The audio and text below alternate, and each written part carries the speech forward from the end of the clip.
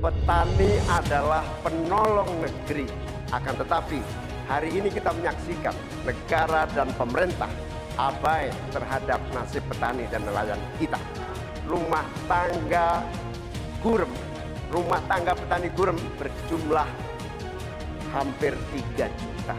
Sementara ada seseorang yang memiliki tanah 500.000 hektar sebagai kekuasaan yang diberikan negara kepadanya.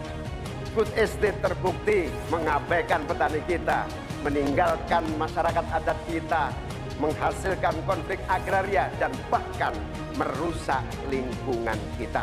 Ini harus dihentikan.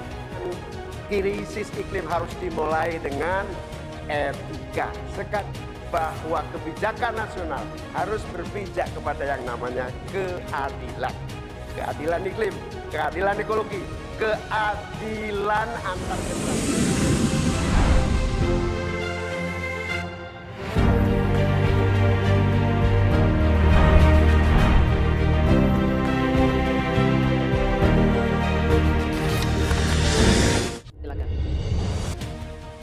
Assalamualaikum warahmatullahi wabarakatuh. Selamat malam, salam sejahtera untuk kita semua. Hadratus Syekh Ki Hasyim Asy'ari, pendiri Nahdlatul Ulama, mengatakan petani adalah penolong negeri. Akan tetapi, hari ini kita menyaksikan negara dan pemerintah abai terhadap nasib petani dan nelayan kita. Hari ini kita menyaksikan bukti bahwa hasil sensus pertanian BPS menunjukkan bahwa 10 tahun terakhir ini telah terjadi jumlah petani rumah tangga petani gurem berjumlah hampir 3 juta. Ini artinya 16 juta rumah tangga petani hanya memiliki tanah setengah hektar. Sementara ada seseorang yang memiliki tanah 500.000 hektar sebagai kekuasaan yang diberikan negara kepadanya. Di sisi yang lain, kita sangat prihatin. Upaya pengadaan pangan nasional dilakukan melalui food estate. Food estate terbukti mengabaikan petani kita, meninggalkan masyarakat adat kita, menghasilkan konflik agraria, dan bahkan merusak lingkungan kita. Ini harus dihentikan. Saudara-saudara sekalian, krisis iklim terjadi dan kita menyaksikan bencana ekologi terjadi di mana-mana. Negara harus serius mengatasinya, tidak hanya mengandalkan proyek giant sea wall yang tidak mengatasi masalahnya.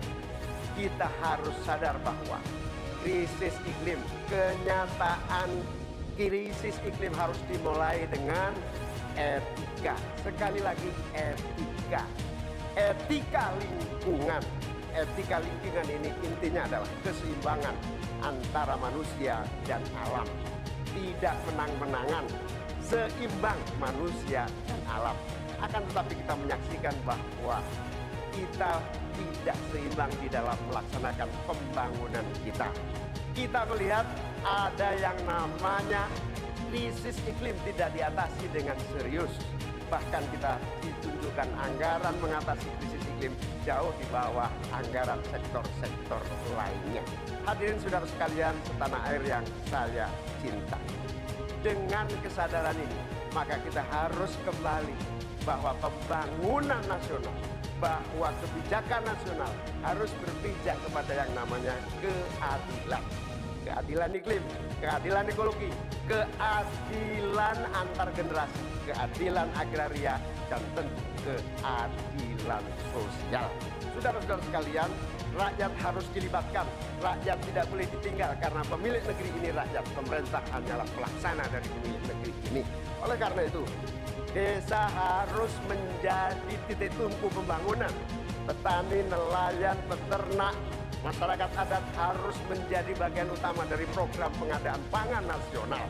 Reforma agraria harus menjadi kepastian distribusi lahan bagi para petani kita. Energi baru dan terbarukan harus digenjot, bukan malah dikurangi targetnya, diturunkan targetnya. Karena itu kita harus lakukan perubahan. Kita tidak boleh diam. Perubahan menghadapi masa depan kita dan generasi yang akan datang. Para petani dan seluruh warga bangsa yang terlibat, negara menunggu langkah kita bersama.